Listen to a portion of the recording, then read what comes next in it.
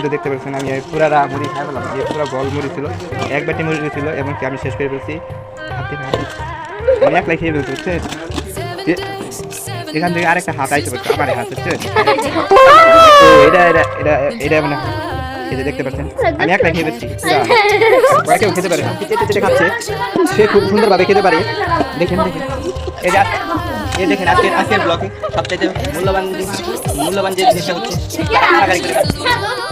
আমি হাজির হলাম একটা ব্লগ নিয়ে এবং খুব সুন্দর একটা ব্লগ। দেখেন আজকে বাচ্চা কাচ্চারা দেখেন এই বয়সে কিন্তু সবাই কিন্তু মোবাইল ফোন নিয়ে